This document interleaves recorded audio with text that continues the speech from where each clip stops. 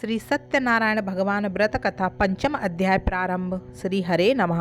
सूत जी महाराज बोले, हे ऋषियों, मैं आप लोगों को एक और कथा सुनाता हूँ जिसमें भगवान के प्रसाद का निरादर करके एक राजा ने भी बड़ा घोर कष्ट प्राप्त किया। उसे भी तुम ध्यानपूर्वक सुनो। प्राचीन काल में एक तुंगध्वज नाम का राजा राज्य करता था। वह बड़ा ही प्रजा पालन राजा था, यानी कि प्रजा को पालने वाला और प्रजा के प्रति प्रेम भाव रखने वाला था। उसने भी भगवान के प्रसाद का त्याग किया। एक बार वन में राजा शिकार खेलने गया। वन्य पशुओं को मारकर जब वह थक गया तो एक बरगद के पेड़ के नीचे आकर बैठ गया। वहां उसने क्या देखा कि कुछ ग्वाले भक्ति भाव के साथ अपने बंधुओं सहित सत्यनारायण भगवान का पूजन कर रहे हैं। वे नाच गा रहे थे अपने तरीके से।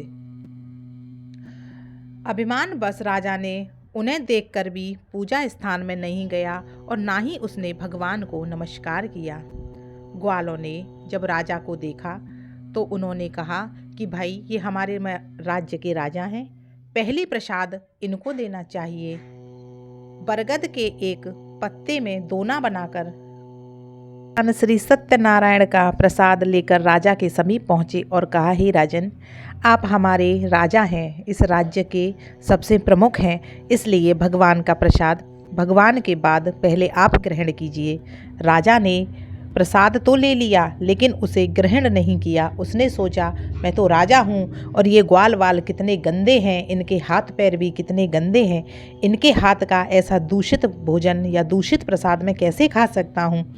इसलिए उसने उस प्रसाद को वहीं उस पेड़ के नीचे छोड़ दिया और अपने नगर को चला गया। जब वह नगर में पहुंचा तो वहां सब कुछ तहस नहस हुआ पाया तो वह शीघ्र ही समझ गया कि यह सब भगवान ने ही किया है।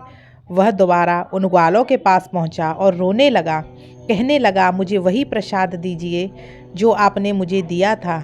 ग्वाले बोले, महाराज, पूजन तो हमने ख़त्म कर दिया और प्रसाद भी समाप्त हो गया।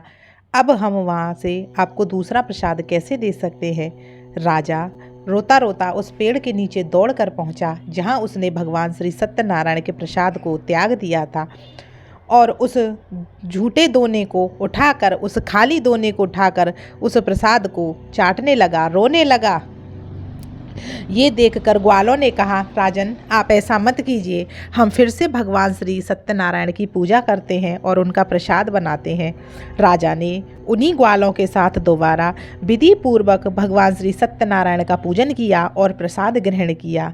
भगवान की कृपा से वह नगर में जब लौटा तो सब कुछ पहले जैसा हो गया। दीर्घ काल तक स्वर्ग भोगने के बाद राजा मरने के बाद स्वर्ग लोक को प्राप्त हुआ। जो मनुष्य परम दुर्लभ इस व्रत को करता है तो भगवान सत्यनारायण की कृपा से उसे धन्य धन की प्राप्ति होती है। निर्धन धनी हो जाते हैं और भयमुक्त जीवन हो जाता है। संतानहीन मनुष्य को संतान सुख मिलता है और सारी मनोरथ पूर्ण होकर मानव अंत काल में बैकुंठ धाम को जाता है। सूत जी महाराज बोले, जिन्होंने पहले इस व्रत को किया है, अब उनके दूसरे जन्म की कथा सुनाता हूँ। वृद्ध शतानंद ब्राह्मण जो सुदामा का जन्म लेकर मोक्ष की प्राप्ति करता है, लकड़हारे ने अगले जन्म में निषाद बनकर मोक्ष प्राप्त किया। उल्कामुख नाम का राजा दशरथ होकर बैकुंठ को गए। साधु नाम के वैश्य ने मोरध्वज बनकर अपने पुत्र को आरे से चीरकर मोक्ष पाया। महाराज तुंगध्वज ने स्वयं भू होकर भगवान में भक्ति युक्त हो कर्म कर मोक्ष पाया। हे साधो, श्री सत्यनारायण भगवान की व्रत कथा अनमोल है। स्कंद पुराण रेवा खंडे श्री सत्यनारायण भगवान व्रत कथा पंचम अध्याय समाप्ति। श्री हरे नमः। बोलो श्री सत्यनारायण भगवान की जय। श्री गणेश भगवान की जय। राधे राधे।